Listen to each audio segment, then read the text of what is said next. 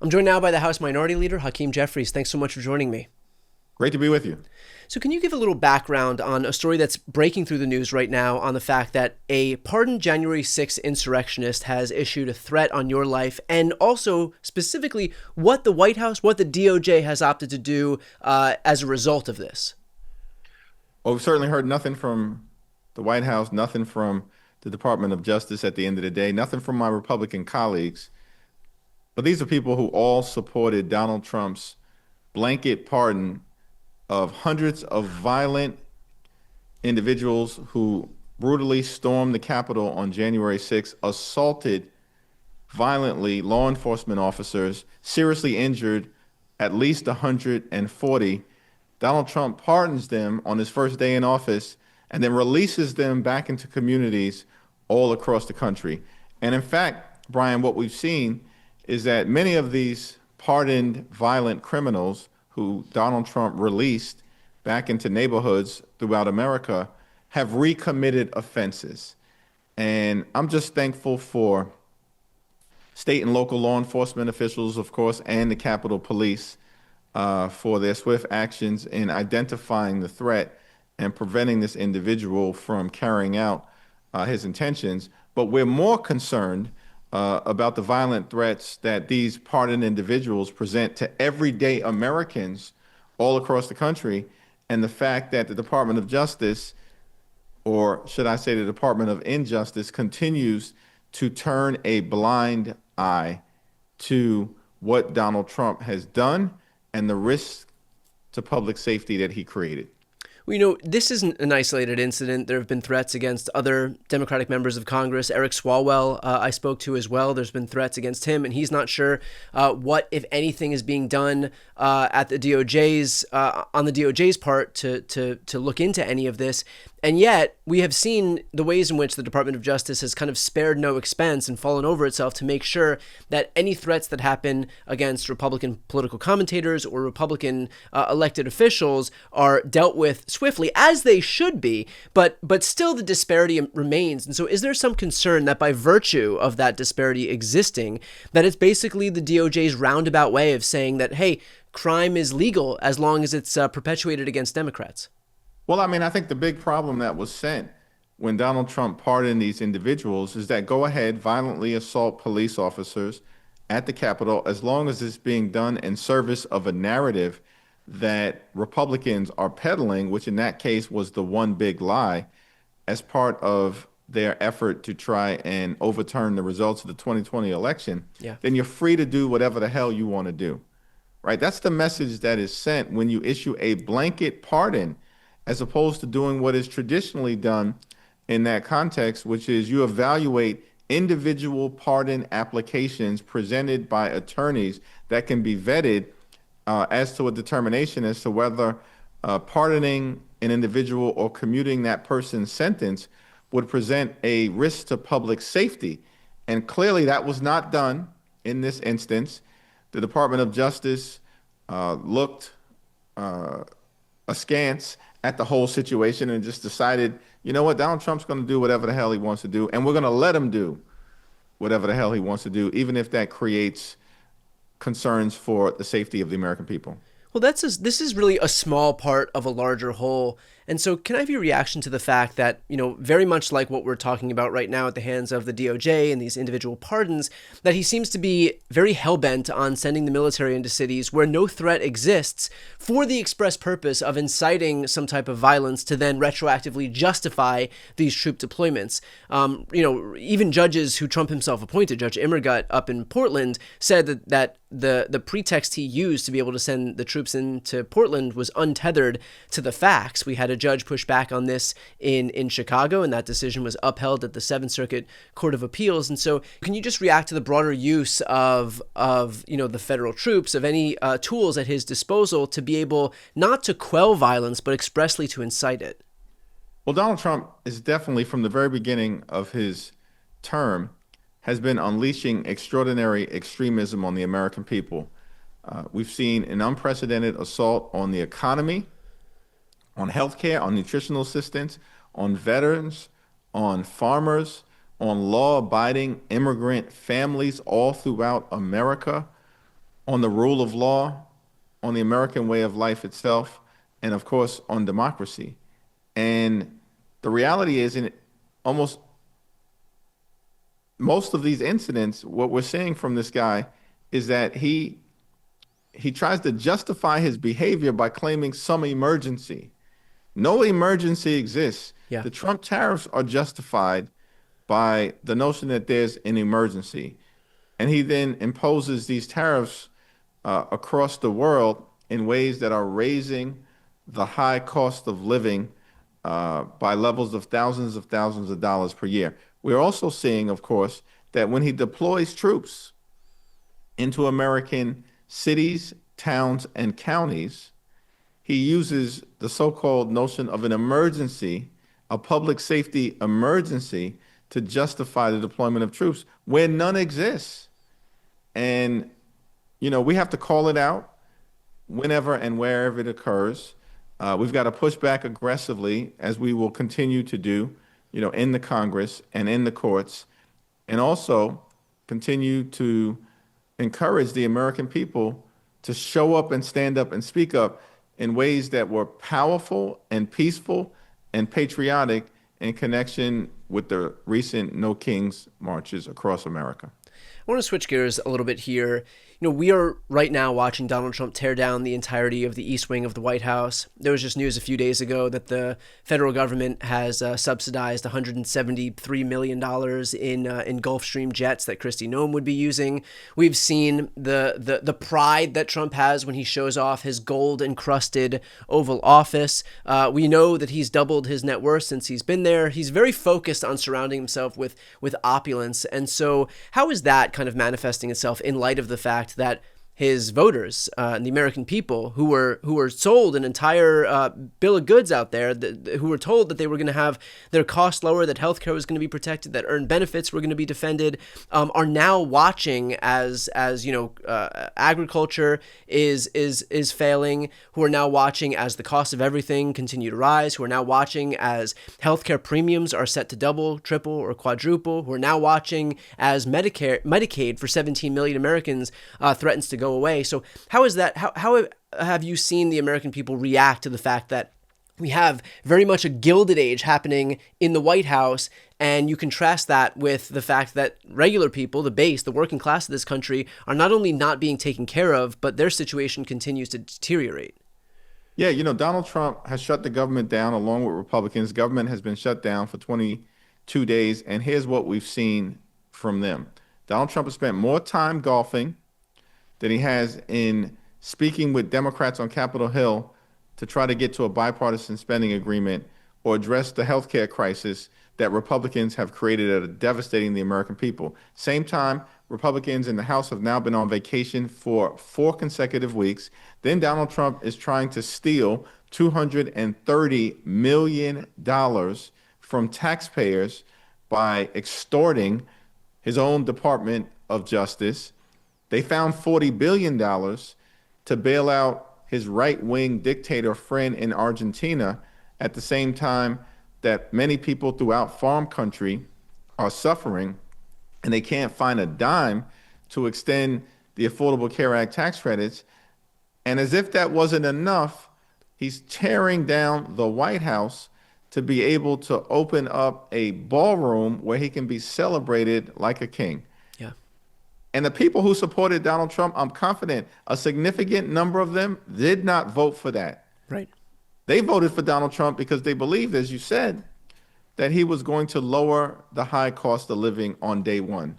But in fact, we know costs haven't gone down. They're going up. Inflation is going up. Electricity bills are through the roof. Housing costs are out of control. Childcare costs out of control. And of course, healthcare premiums, along with groceries, but healthcare premiums are about to double, triple, or quadruple. People are going to pay, in some instances, $1,000 or $2,000 more per month in order to get healthcare, and they can't afford that. They will be unable to go see a doctor when they need one. Short of short of a deal on extending the ACA subsidies so that healthcare premiums don't double, triple, quadruple, are the Democrats going to capitulate and reopen the government? And as an addition to that question, what do you say to Republicans who say, just open the government, just pass a clean CR, and then trust us, we'll negotiate with you guys right after you basically just sacrifice all of your leverage? There is no circumstance where we can trust Republicans to do the right thing as it relates to the health care of the American people. This is a group of folks, these Republicans, who have voted to repeal the Affordable Care Act more than 70 times Right. since 2010, over the last 15 years. More than 70 times. They are relentlessly obsessed with ripping away health care from millions of Americans, as they just did in their one big ugly bill when they enacted the largest cut to Medicaid in American history. And so our view is that, and we've said this from the beginning, we will not support a partisan Republican spending bill, which is the one that is before us right now, that continues to gut the health care of the American people. Period, full stop. That's been our position for weeks. And we're not going to bend, we're not going to break. What we need to do is to sit down, have a bipartisan discussion about enacting a spending bill that is designed to make life better for everyday Americans, as opposed to the policies that we've seen from Republicans, such as massive tax breaks for their billionaire donors while hurting the American people. And we're not going to be party to that, which is why Democrats have taken such a strong position in making clear that any resolution at this moment needs to decisively address the Republican health care crisis as part of our continuing effort as Democrats to make life better for the American people. Is there any acknowledgement from these Republicans that Democrats are basically saving Republicans from themselves here? I mean, it's Republican voters, especially as of late in the last 5 years, who've signed on to these ACA, who've enrolled in ACA coverage, and so these price increases don't just impact Democrats. In large part, they impact Republican states as well. It's their own constituents, and so why are Republicans so hell-bent on barreling forward with a scheme where they would land in an election year watching healthcare premiums double, triple, or quadruple for their own constituents? It's because they're so arrogant and they just don't care about the health, the safety, and the economic well-being of the people they pretend in many instances to represent, because they're constantly doing their own voters in. We're seeing, because of the implications of the one big ugly bill, that hospitals, nursing homes, and community-based health centers are closing all across the country, disproportionately in rural America. And at the same period of time, Brian, as you've indicated, a significant number of the states that are impacted are states that Donald Trump won in 2024. In fact, the 5 states that will be hurt the most if the Affordable Care Act tax credits are not extended are West Virginia, Wyoming, Alaska, Tennessee, and Mississippi. 5 red states. Yeah. And so this is not a partisan issue for us as Democrats. This is an American issue. We're working hard to address a crisis that's impacting everybody. Working class America, rural America, urban America, small town America, the heartland of America, and of course, black and brown communities all throughout America who are being hurt by the Republican healthcare crisis in ways that will be devastating for tens of millions of people. So you'd mentioned that in large part, the reason that Republicans aren't responsive to what will be a major catastrophe in their own states is their arrogance. And I think what bolsters that is this idea that they are just right now redrawing the map so that even if they're passing an unpopular agenda and that might risk their lawmakers or senators in swing districts or swing states, that they can just scientifically engineer a map where they're guaranteed victory. And so we've seen, as for example, Texas has redrawn their map to give 5 seats to Republicans. We've seen California answer and give put forward a new map that puts 5 Democratic seats in safe territory. And so that was met with kind of a slew of other red states responding, and we've seen Missouri redraw their maps, we've seen North Carolina redraw their maps. Right now, it's uncertain whether Indiana is going to redraw their maps, although the governor of Indiana, Governor Braun, has come forward and expressed confidence that they can get that done. We also know that the same thing is likely, if not certain, to happen in Ohio and Florida and Kansas. And yet we haven't seen any response from any other Democrats across the country. So can you give some insight into what's happening on the Democratic front? Because we've heard a lot of these Democratic governors or Democratic state legislatures say the right thing, but now's the time for action. Like, they understand the implications for democracy, but it doesn't seem to go further than that. So can you give some insight into what we should expect here, in light of what the Republicans are barreling ahead with right now? So I'm thankful for what Texas Democrats at the legislative level and the congressional delegation did, but Texas Democrats in breaking quorum and raising the alarm bells relative to this issue. And then, of course, California has responded in such an immediate and powerful way. Thankful for the California congressional delegation, Governor Newsom, the California state legislators. I was just out in California on Saturday and Sunday campaigning for Prop 50. We're going to win. Prop 50, yes on Prop 50, stop Trump from stealing the election. We got to run through the finish line. And then you are absolutely correct that we need to see responses in other Democratic-led states. And of course, the governor of Illinois has been very strong in public about the need for a response, and so has the governor of Maryland. I'll let those two individuals continue to speak for themselves, but decisive action is going to be needed sooner rather than later in Democratic states. And we also are exploring opportunities throughout the country as part of our consistent commitment to the American people that we are not going to let Donald Trump and House Republicans mathematically steal the midterm elections away from the ability of the American people to be the ones to decide who should be holding the gavels in the House of Representatives after November of 2026. Do you have confidence that, notwithstanding what happens in Illinois and Maryland, and to your point, there is still time, and I think those conversations are ongoing right now, but that other governors in other states where Democrats can actually wield some weapons, that those governors are going to come forward and recognize the need to actually fight fire with fire here? Because look, the fact that we've only had Pritzker and Westmore and to a degree Kathy Hochul, even though there's nothing she can do now. It's a process for 2028. But really, aside from those few governors, and of course Newsom, who's actually doing the thing, there hasn't been any public buy-in from any other elected officials. We haven't heard from governors or state legislators in Oregon or Washington. Jared Polis, when I interviewed him, didn't seem especially interested. And of course, we're not going to get an answer right now from Mikey Sherrill or Abigail Spanberger because they're focused on actually making sure they can get into office. But do you have confidence that, aside from just Pritzker and Westmore, that there will be buy-in and that the other governors and other state legislatures will recognize the urgency needed in this moment?